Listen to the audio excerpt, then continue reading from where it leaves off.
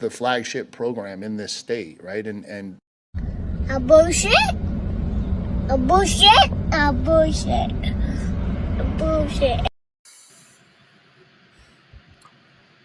Ladies and gentlemen, good evening and welcome back to another edition of Deep in the Heart of Longhorn Sports. It's Sunday night, August 25th, and it is officially game week for the number 4 ranked Texas Longhorn football team. We had week 0 college football this past weekend, and we're back for another edition of Deep in the Heart of Longhorn Sports.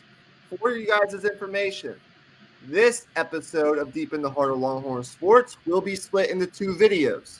This first video, we will be finishing out our 2024 start of season depth chart projections for the 2 deep. We project that the actual football team, Steve Sarkisian and company, will come out with a 2 deep for this week. Colorado State is Texas's first game tomorrow or Tuesday at the latest. But Emmy and I are going to do our own projections. Go check out our defensive projections from last episode. We're doing the offense today. And then we will continue and try to wrap up most of our team previews, getting through the rest of the SEC with Missouri, Alabama, and Ole Miss. In the second video, well, you guys will just have to wait for that. Joining me tonight, as he always does, from Austin, Texas, is Longhorn fan himself, Mr. Emmy Nixon. How are you tonight? I'm doing well, man. I caught that Florida State Georgia Tech game yesterday at work. Went to the break room to watch the entire fourth quarter, damn near. And man, just college football's back, man. We're here. It kind of slapped us in the face a little bit. Nope. With the whole Florida State is 0-1 thing, but it's college football, so what's expected except for the unexpected? Exactly. Expect the unexpected is the theme of college football. And if game 1 was any indication, we could get some chaos this season. Now, as far as our schedule goes, before we get into our offensive projections for the start of the season and Colorado State game on Saturday, which, by the way, is going to be in the dead of the heat, 2:30 p.m. on ESPN. If you're not able to make it out to DKR, I recommend just watching that game on your television because it's probably going to be close to 120, 130 degrees on the field, which is not great. I wouldn't want a game at 2:30 late August in Austin, Texas.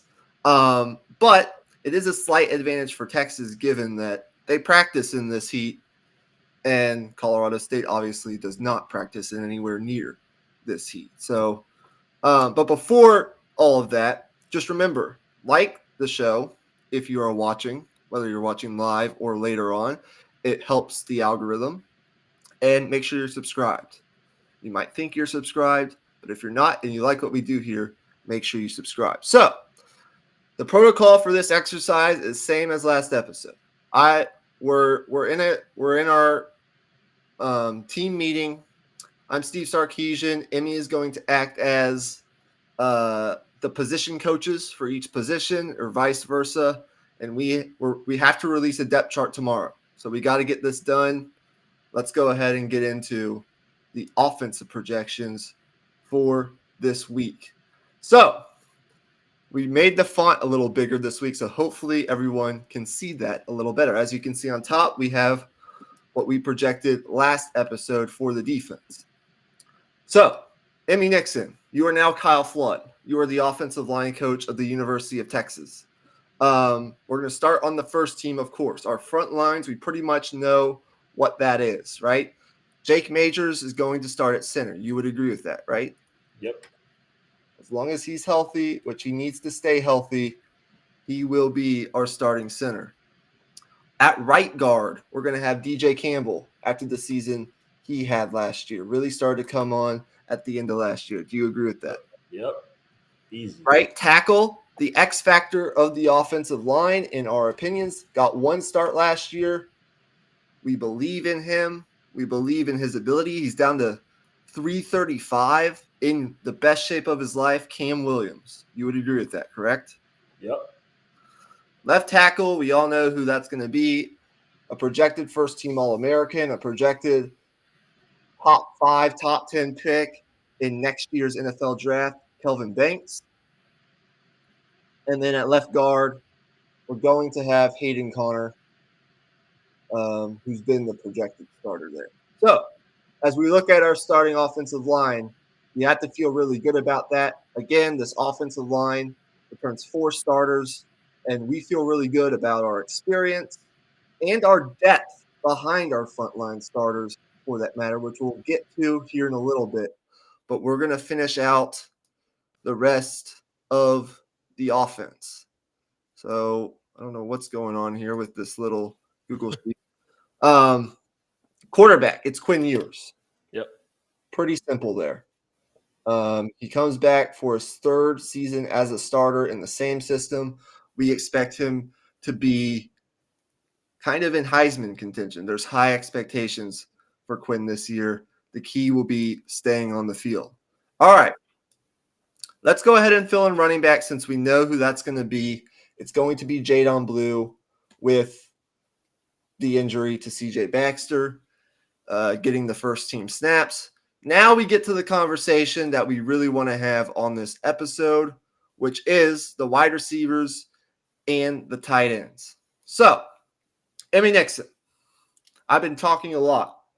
Who do you project kind of as Chris Jackson here, the wide receivers coach? From what you've seen and heard in fall camp, who are the first team wide receivers?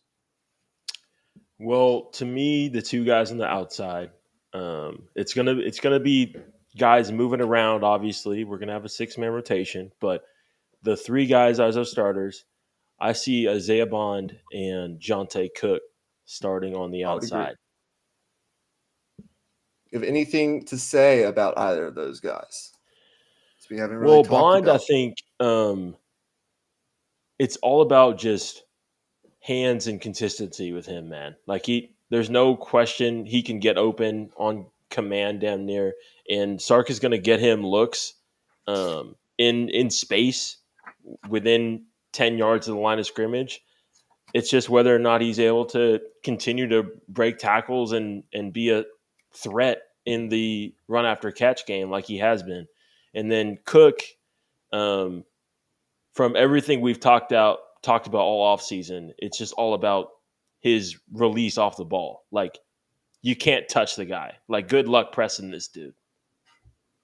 Yeah, Jonte Cook didn't get a whole lot of time last year, but he was behind 3 future NFL draft picks, 2 of which went in the first 45 picks of the NFL draft. And the other killing it in the preseason, by the way. And the other Shout out killing it Jordan in the Whittington. preseason as a 6th-round pick with the Los Angeles Rams and Jordan Whittington. He's got high-level ball skills. He's a great route runner. As a true freshman last year, only 8 catches, 136 yards in spot action. Again, a couple of those catches came in that last blowout game over Texas Tech to end the Big 12 regular season for Texas officially and for good. I expect big things from Jonte Cook. His quickness and his route running is well understood, but in practices, and we saw it in the spring game some, he's demonstrated elite hands, the ability to make some contested catches. I project, this is my projection, DeAndre Moore, who's also coming into his 2nd year at Texas as a super blue chip recruit from the state of California at St. John Bosco, one of the best high school football programs in America, if not the very best. I think with the camp that he's had, mentally tough, nuanced route runner with very reliable hands, average physical gifts compared to, say, a Ryan Wingo, a Silas Bolden, or maybe even a Jonte Cook. But the hands, the football IQ, or even just the blocking ability. Yeah, and the blocking ability kind of resembles Jordan Whittington in a way in that respect with his toughness there. I project him to get the first team reps at slot receiver. Would you agree with that? Yep, I'm right on board there. Okay, so then me as Steve Sarkisian, I've gotten a lot of questions about how much are we going to rotate the wide receivers? What's the wide receiver rotation going to look like? Because in my time at Texas, it's been primarily 3 wide receivers that get on the field very consistently and play the majority of the snaps. So, Emmy, as Chris Jackson, how would you arrange the 3 or 4 guys behind these frontline guys? Well, I would have Silas Bolden listed as my backup slot guy.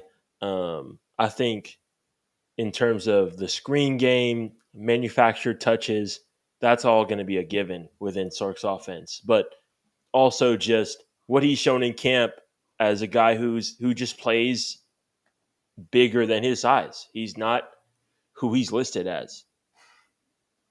Yeah, I think we're gonna move Silas Bolden around. He'll play some in the slot, but he's also gonna play some outside receiver. Right. I think we could also see Ryan Wingo play some in the slot. Mm-hmm. The guy Matthew Golden's interesting. He comes over from Houston, and if you go back and watch that Houston game from last year, Matthew Golden had a huge game. He's a talented transfer wideout. He's very explosive. He was highly regarded as a 4-star coming out of high school, hometown Houston. Scored 7 touchdowns as a true freshman. Health is going to be key for him. He's going to be the starting kick returner for Texas, I expect, as well. But he torched Texas last year with 7 catches for 88 yards and 2 scores. He's kind of been inconsistent, though, due to some groin and turf toe issues. I think he's the receiver that's not being talked about enough in this receiver room that could have a big impact on Saturdays. It doesn't really matter. If we're going to put Silas Bolden in the slot, I don't think it really matters who we have behind Bond and who we have behind Cook. But do you have any input on that situation? Would you put Wingo behind Cook and Golden behind Bond, or would you flip-flop it? I think I would put Wingo behind Cook. Because I kind of see Cook as a guy who can play in the slot as well. Yeah. But I think ultimately, as you said, like all of these guys are going to play at different spots, and that's the beauty of it. I think my friend, we were talking about this wide receiving core, and he was like, "But who's like the number 1 guy? Who's the guy that other teams are going to game plan for?" And I was like, none of them. That's the beauty of it. They're all capable of being number 1 guys on high-level D1 programs. That's the beauty of it. Right. I think there are 2 guys that really are going to emerge as that. One of the 2 of Jonte Cook and or Isaiah Bond, just because I project that those 2 guys will still be getting a larger percentage of snaps than the other guys will. Because I think you're going to see DeAndre Moore rotate in and out the slot. And I think you'll see those other guys rotate in. But I think the guys who will play the most are Isaiah Bond and Jonte Cook. My sleeper for number 1 wide receiver, a guy that we've heard about all camp and a guy that you're hearing about everywhere, not just from the local media, but from people who cover Texas from a national standpoint, is Silas Bolden. I think he could emerge as a number 1 guy because Quinn's talked about him. He's gotten a lot of press from teammates as a guy that's really had kind of an A+ camp. And look, I mean, he didn't get here in the spring. He wasn't around for spring football because he was finishing out his degree at Oregon State. So imagine if he had a full 15 practices plus the spring game to kind of get himself established in the offense. It's amazing how much he's made an impression on our staff in the short period of time that we've had, in summer workouts and fall camp. Right. I think he's the sleeper to emerge as kind of the number 1 guy behind Bond and Cook. But you have to throw Ryan Wingo into that discussion as well. I mean, he could have one of the best freshman seasons from a Texas wide receiver that we've seen, since Roy Williams and BJ back in the day. So Yeah. I think that's really kind of what the wide receiver conversation comes down to. If there's an injury that occurs, you have a guy like Ryan Niblett who could flip back to wide receiver, although from what I'm hearing, he's going to be kind of a depth piece at running back to start the season. And then you have a lot of younger guys who I'm not sure I'm too confident in contributing right away. Aaron Butler's a really intriguing guy who they got to flip last year past signing day. He was a late flip, a late offer too, but he's got electric speed, kind of like Silas Bolden. Freddie DeBose and Parker Livingston are two that I probably more so expect to redshirt, but are very talented players, true freshmen.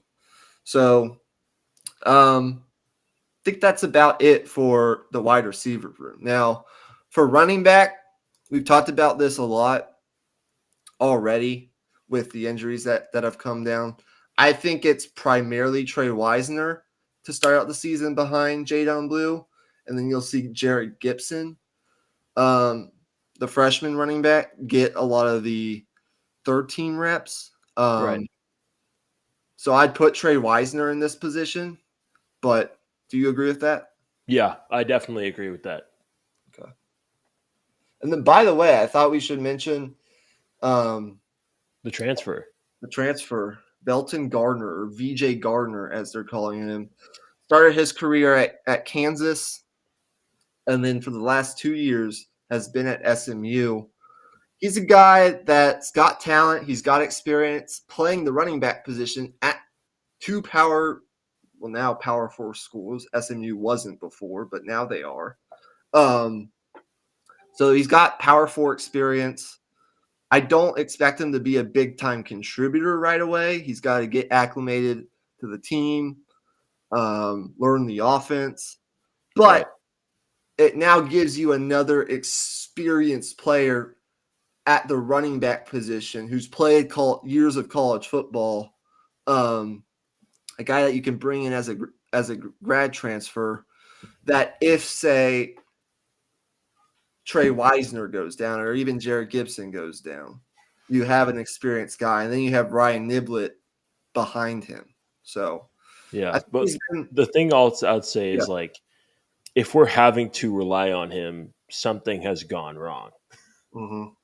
But it's nice to have for sure. I think post week 6, we might see him a little bit more. Just give it like 6 weeks for him to get acclimated with things.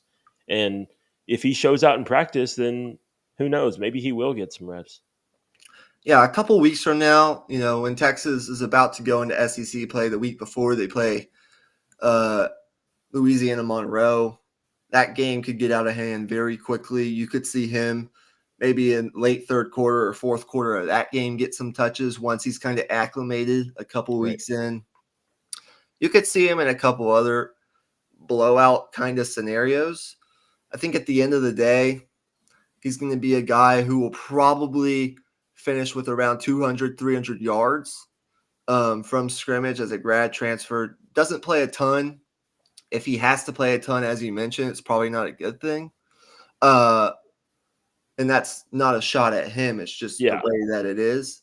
Right. And he might, get into the end zone once or twice. But he's a nice piece to have. He's some added depth at that position.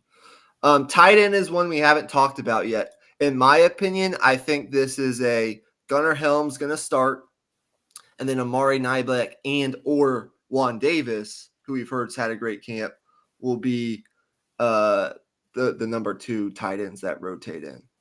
Right. Do you agree with that? Definitely. I think Helm is kind of our inline tight end that can do the blocking, that can do the dirty work, and then Niblack is going to come in as kind of like the wide tight end in 21 personnel. Yeah, I would agree. I'm going to put Amari Niblack or Juan Davis, who I think we'll see get some action. Okay, let's finish this thing out. Going well so far. I don't know why this does this. Oh, yeah, Google Cheats is so bad. All right, so our number 2 quarterback is Arch Manning. We all know that. Yep. This is where it gets interesting at a couple positions. Now, I'm going to go ahead and just fill in the ones I know. I know Trevor Gooseby is going to be our backup left tackle. He's probably our 6th offensive lineman, but he's primarily a left tackle. Right. He looks like $100, by the way. He's really good. So this is where it gets interesting. I think Neto Umeozulu is going to be our backup left guard, but I could also see Cole Hudson here. I think that if something were to happen to Jake Majors, we're going to see Cole Hudson play some center behind Jake Majors. So I would put Cole Hudson, who's an experienced guy, kind of knows the playbook, and has played center before behind Jake Majors, and I'd put Neto Umeozulu, who had a good spring behind Hayden Connor. And then right tackle is where it can get interesting. Brandon Baker's a 5-star freshman that Texas has brought in from the state of California, who I actually don't expect to be on the 2 deep right away. People within the program have said, he needs some more time, which is not a bad thing. Like, he just needs more development under Kyle Flood.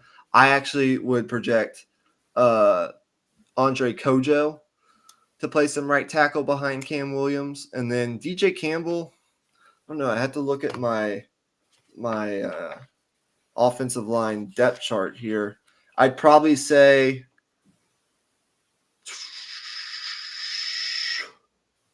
I'd probably go Jaden Chapman I'd probably go Jaden Chapman or Connor Stroh.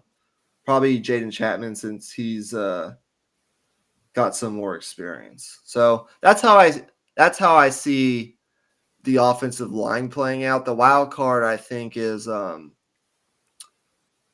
Brandon Baker. Can he emerge as kind of the second team right tackle? Right. Yeah. So let me go ahead and fill some of these in, and then we will move on. That's the way that we project Texas to start the season on offense. And we will do a 4-week check-in before SEC play begins. Right. Any other comments, parting shots for this segment before we move on? Well, I think it's worth pointing out that I feel like really good about this offensive line depth.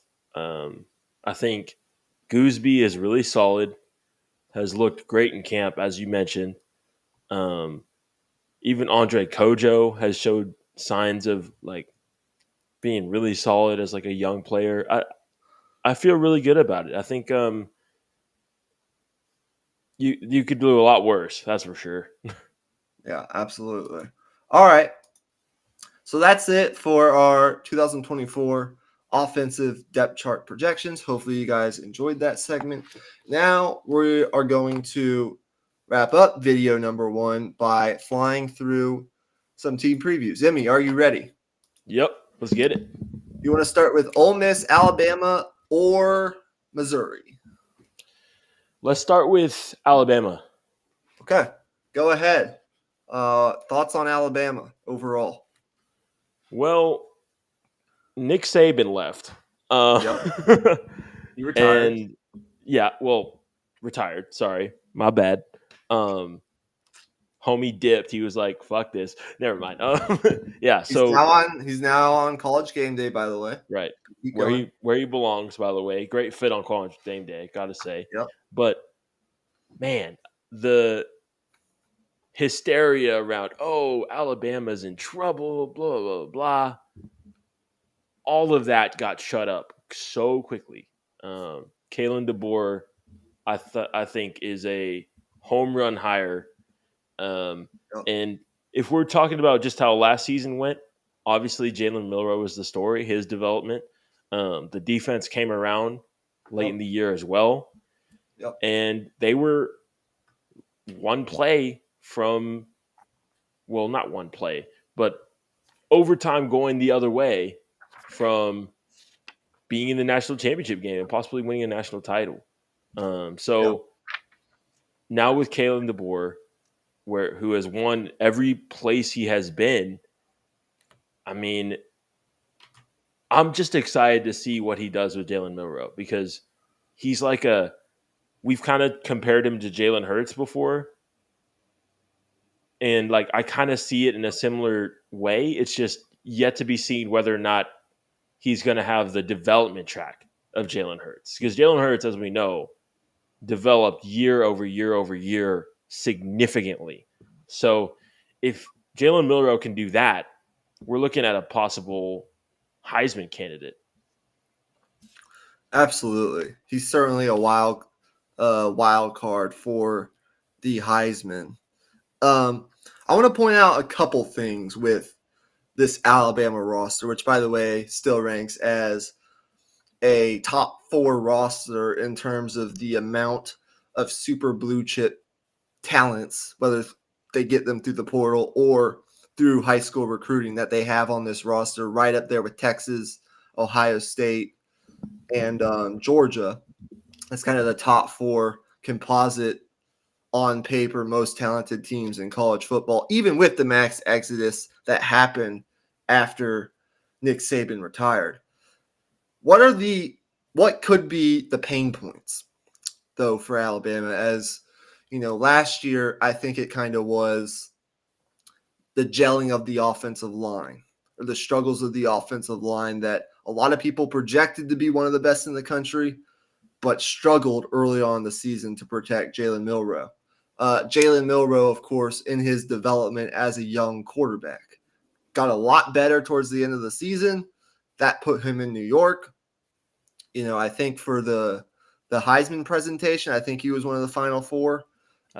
With what he can do with his legs, obviously, is another whole nother dimension.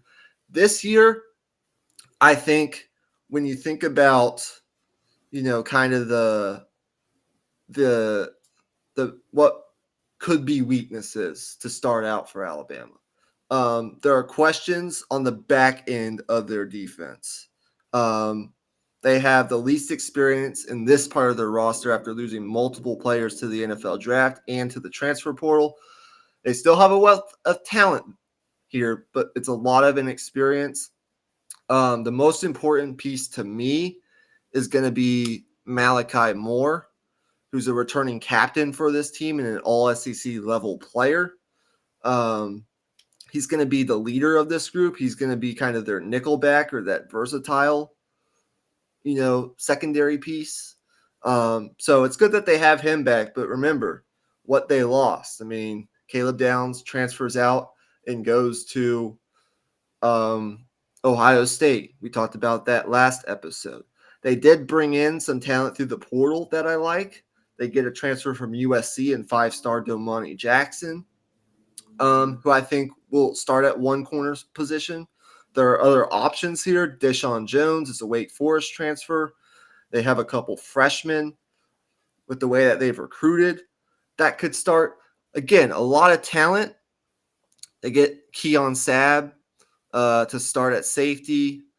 You know, he's a transfer from Michigan who had 2 interceptions a year ago. So they have a lot of talent. It's just inexperience. And how does this secondary gel?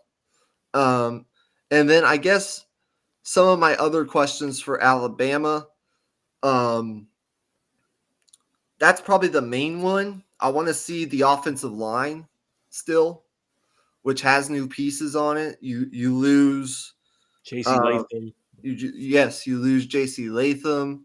You lose Seth McLaughlin to Ohio State. Those guys are both gone. A big move in the offseason was getting Caden Proctor back, who briefly left for Iowa. He's going to start at tackle for them. Tyler Booker is an All-American candidate who returns along with one of their starting guards, Jaden Roberts. They get Parker Brailsford, another big transfer in from Washington, who's an experienced instant starter. He'll start at another guard position. Really like the interior of their offensive line. Just want to see how these new pieces work in. Jalen Milrose, an X factor. And then the receivers are interesting to me. Why? Because there was a max exodus of talent there. Jermaine Burton went pro. Isaiah Bond, of course, transfers to the Longhorns. Malik Benson was a guy that we saw over the weekend for Florida State. And Ja'Cory Brooks, who kind of was a depth piece there a year ago, played a good amount of snaps for them. He transfers out and he goes to Louisville. So that's a lot of receiver talent from last year's team that goes elsewhere. I like Kobe Prentice. I like Kendrick Law. Jalen Hill's a young guy at receiver. They did go out, though, and they added 5-star Ryan Williams, who I think is an X factor in this equation. He was the number 1 rated overall receiver in the 2024 recruiting class. He reclassified, so he's a year early. So he's actually really supposed to be a senior in high school, but he's talented enough to where he can play right away. He's going to be a guy I'm watching for them on offense, because if he emerges, this offense could be really dangerous. But it's mainly the offensive line and the secondary. Otherwise, Alabama's got the talent and the coaching to be a top 5 team in America once again. They're not going anywhere, folks. The recruiting's fine. They have a top 3 recruiting class in the country as of right now for 2025. They're going to continue to hit the portal. I actually think Nick Saban retiring is going to help them in the NIL space, just because not anything to do with Nick Saban really, but a lot of kids were willing to go to Alabama for discounts to play for Nick Saban. I think Alabama, who's not really spending a ton on their roster compared to, say, a Texas or a Georgia or a Texas A&M, I think they're going to start utilizing their war chest a little more, which actually is going to help them. That's another tool for Kalen DeBoer. I mean, everywhere this guy has been, he's won. And he was just in the national championship game 8 months ago. So, yeah, I think Alabama's right there. You look at their schedule for this year, the big games are Georgia. Well, actually, big games come quickly for them. They go at Wisconsin in week 3. That's a game we'll talk about. I expect them to win that game, but going up to Madison, Wisconsin, it's a hostile environment. We will see. And then you host Georgia, your first SEC game of the year. From there, it eases up a little bit. You have to play at Tennessee. Last time you played at Tennessee, you lost. They have a young quarterback. That's in the middle of October. We'll see how that goes. But you host Missouri. You go at Oklahoma at the end of the year, and then you have the Iron Bowl. But if they can get through a lot of those games unscathed, it's South Carolina, it's Mercer, South Florida, Western Kentucky, Vanderbilt. I expect Alabama to win 10 games and be in the playoff. And they could go higher than that. Yeah, I agree. And the thing that I'll add onto the secondary, not to go backwards too much, but the list of defensive backs under Nick Saban that have played as true freshmen and played well, mind you, is a long one. So in terms of defensive backs and the secondary, as of right now, I'm not worried, because I know that Nick Saban, like, even though he's retired, he's still involved in the program. He's still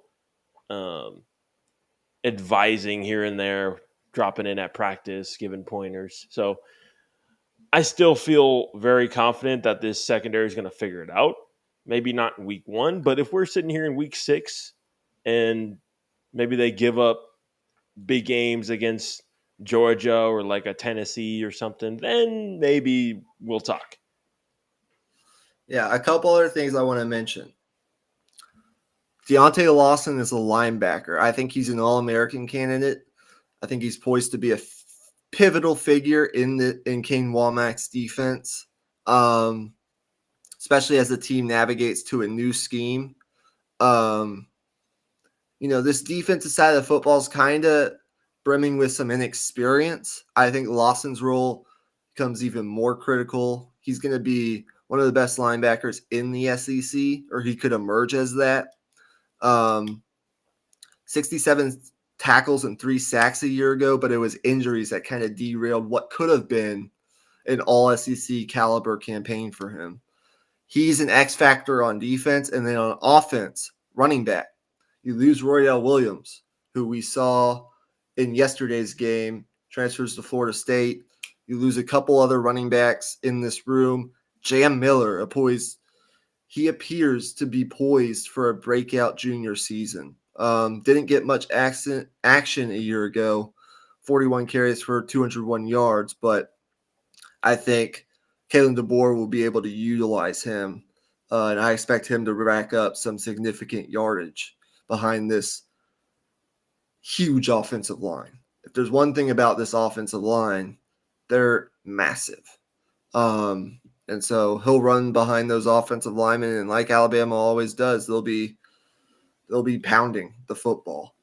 So it'll be some of Jalen Milroe as well running behind that offensive line. So Jam Miller on the offensive side, Deontay Lawson on the defensive side, and then, as I mentioned, Ryan Williams. Just keep that name in your mind. Think he has a chance to be a freshman All-American. Let's talk about Ole Miss. Emmy Nixon. I'm high on Ole Miss. I'm sure you're high as well. But how high are you on Ole Miss? Can they win the SEC this year? I am higher than Snoop Dogg on a Sunday morning. That's how high I am. Okay, let's hear I think Ole Miss, let me put it this way. I think they have a chance if their defense comes together, which that's a big if. They have a lot of roster turnover. Obviously, they're bringing in a ton of players from the transfer portal. Yep. And as we saw with Florida State yesterday, it doesn't matter what type of all-star lineup you put together. It's all about continuity and experience together, and you got to come in week one, you got to be locked in on all your keys. So that's a lot of, onus on this coaching staff to not have any slip-ups because they can't afford any. But with that all being said, though, I think they'll be ready to go. They have enough talent to where,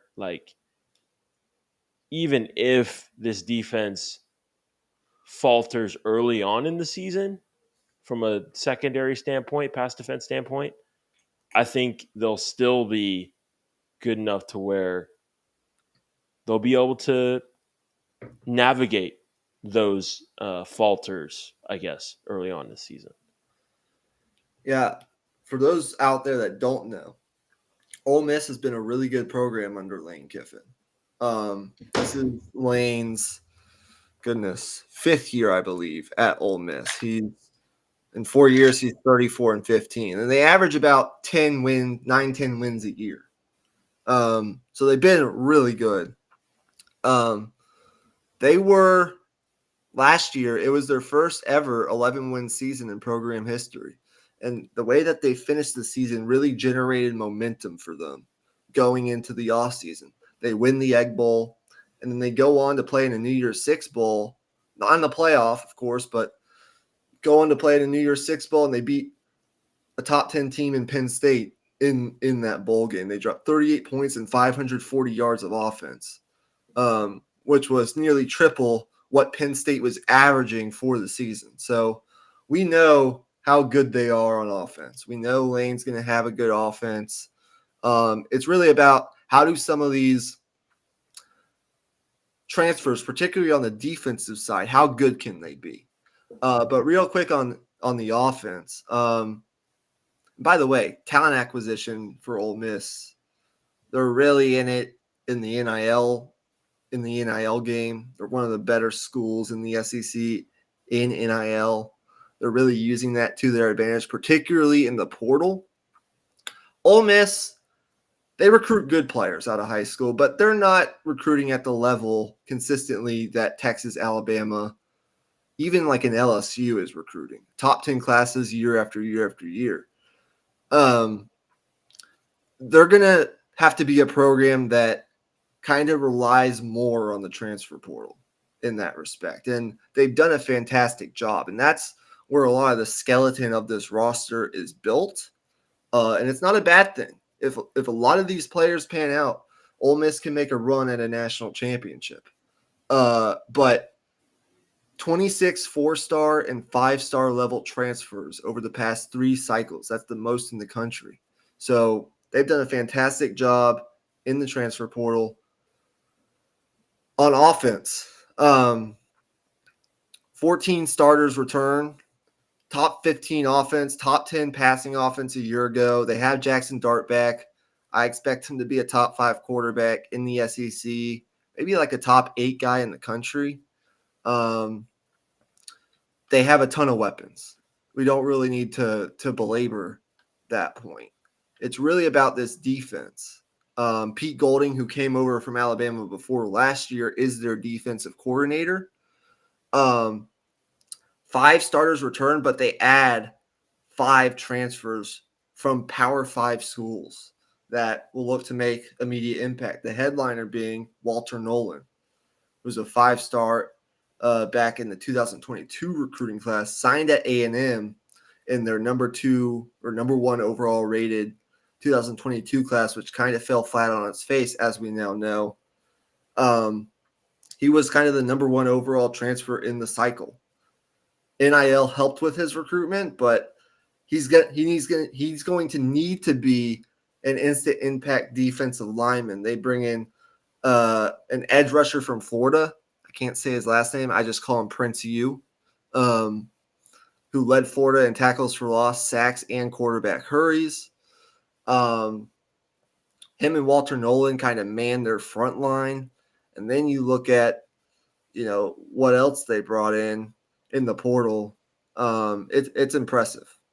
They bring in Key Lawrence from Oklahoma, Isaiah Hamilton from Houston to bolster the secondary. Trey Amos, who was in the rotation at Alabama, he comes in as a top 10 transfer rated corner. He projects as a starter at one of those positions. It's all about how much of an impact do all of these transfers make on the defensive side of the football. They also bring in Chris Pooh Paul, his name's Pooh, from Arkansas, who was a freshman All-American and a tackle machine. So I think at all 3 levels of their defense, they've got playmakers. They have the offensive acumen. They have the quarterback.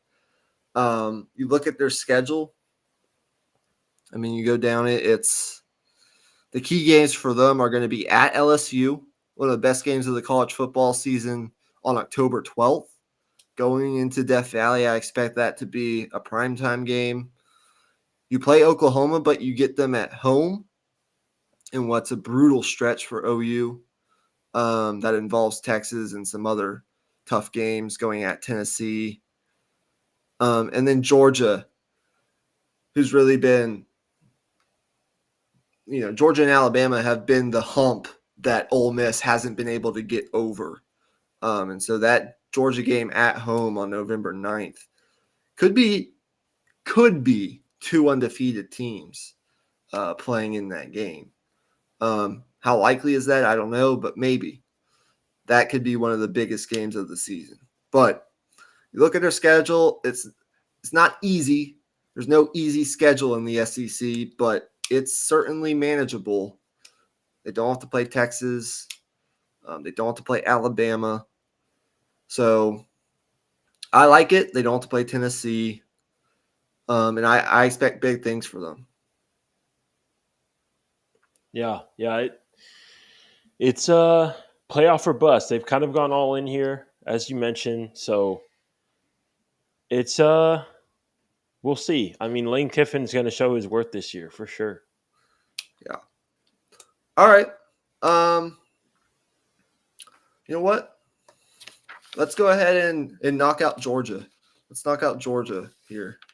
All right. Because they are the number 1 team in the country. We might as well. Because on Thursday's episode, we're going to jump right into the games for week 1. We're not going to have time to do any more team previews. So we're going to do Georgia, and then we're going to throw out our official, on the record, Texas record prediction for the 2024 season. So, Georgia, go ahead and give your thoughts on Georgia. Well, I mean, it all starts with Carson Beck at quarterback. He's the guy who's projected to go possibly number 1 overall in next year's draft. The arm talent, the ability to play in and out of structure, it's been really good thus far, man. It was really good last year. Now Georgia, obviously, they didn't end up getting it done in the SEC championship game, but going into this year, though, I think Carson Beck has a chance to take another step forward. And I'll go on the record right now. He's my Heisman Trophy pick right now. Okay. I think this offense is going to be extremely productive at all levels. They still have, even with losing Brock Bowers, possibly the best tight end room in the country, which we'll talk about in a little bit. And this defense is as advertised. Again, they just reload and reload. Yeah. Carson Beck was masterful last year. Pinpoint accuracy, elite decision-making in his first full year as a starter. Completed 73% of his passes, which broke the single-season record for Georgia, previously held by Stetson Bennett back in 2022. Jacksonville native, very close to the Georgia area where he's from. The expectation for him, of course, is to be in New York at the Heisman ceremony, to be kind of the first team, second team All-American Heisman Trophy caliber quarterback, which I do believe he will be.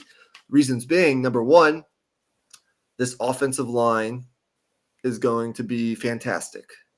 We know that. We've talked about that when we've had our offensive line conversations. They're going to be really good. They're going to maul in the run game. I think they're going to be really good in pass protection. Tate Ratledge is a guy to keep your eye on. He's a first-team All-American projection type at right guard. He's just an absolute beast. Ernest Green III started all 14 games last year as a redshirt freshman at left tackle. I expect another step from him. And the average size of that offensive line is just it's unbelievable. We know the depth that they have there. Look, I mean, you get Trevor Etienne, a big transfer running back in from Florida. We know kind of some of the production they lost at the running back position, but I don't really worry about that all too much. And you talked about it. It's the tight end position. Still a loaded room, even though they lose Brock Bowers, who led them in receiving for 3 straight years. One of the greatest tight ends in college football history, what he accomplished. He was an All-American in all 3 years. He was All-SEC all 3 years. There's a reason he was drafted so highly and thought of so highly. They still have Oscar Delp. He was the number 1 rated tight end in the 2022 recruiting class. And they have lots of depth in that room. I expect them to use tight ends a lot still. Oscar Delp could emerge as the best tight end in the country, or one of the best. I mean, Colston Loveland's up there. There's a lot of other guys I can think of, but he's certainly in that conversation. The wide receiver room is interesting for them. Some talent departs. Ladd McConkey got drafted. Marcus Rosemary Jack Saint is gone now. They already had to dismiss a wide receiver due to some of the off-the-field issues that they've had in Athens. Ra Thomas, I believe, was dismissed if I'm not mistaken, from the team. So some of these other guys are going to have to step up. I look at Dylan Bell and Dominic Lovett, who led Georgia in their wide receiver room in catches a year ago, 613 yards and 4 touchdowns, as guys that'll step up there. But overall, like Carson Beck in this offensive line is the engine that drives the bus on this offense, and they're going to be probably a top 5, top 10 offense in America. And then the defense, the interesting thing about this defense is Kirby Smart has said, like, we do not have the depth on the defensive line or maybe at any of these positions that we've had in some of our national championship runs, the proven experience and the proven depth behind some of these guys. But the front end talent is, of course, top notch. 2 guys I look at defensively: Malachi Starks, who's an All-American selection preseason as a junior, returning as their free safety, and then Michael Williams as kind of that defensive end, 3 technique defensive tackle type as another potential All-American kind of guy, 6'5", 265. And then you have, lots of other highly recruited studs, monsters on the defense. So they're rightfully the number 1 team in the country. The schedule is the main talking point with Georgia, in my opinion. It's tough. This isn't a Georgia schedule that we've seen very much in previous years when we had divisions in the SEC. Now it's fair game. Like you're at the hands of the SEC in terms of who you play and how the schedule's formatted. You got games at Alabama, at Texas, and at Ole Miss. The 3 teams projected to finish behind you in the polls, all of them on the road. And then in addition to that, you have to play at Kentucky. You have to play Clemson week 1. You have to play Georgia Tech, who looks like a team that will be very formidable in the ACC. Got to play Tennessee. It's not an easy schedule. You have the cocktail party at the beginning of November against Florida. Florida's a team I think is going to be better than their record says they are this year due to their schedule. It's a tougher schedule than Georgia had last year, but if any team can navigate through it, it'll be them. So all that being said, I don't expect any team to really go undefeated. I do think there's a loss somewhere in here for Georgia, but they're going to be in the playoff. They'll probably be in the SEC championship game, and they'll probably be making another run at a national title. Right. Exactly. I mean, you cover just about everything there. Yeah. Let's see. Anything else? Oh, before we wrap video 1 up, kind of putting you on the spot here, but official, go on the record, Texas record prediction, first year in the SEC. What will the Longhorns finish like in 2024? 10-2 in the regular season. Okay. I'm going to say 11-3 overall. They win 1 playoff game, lose the next. Okay. 10-2, probably not in the SEC championship game,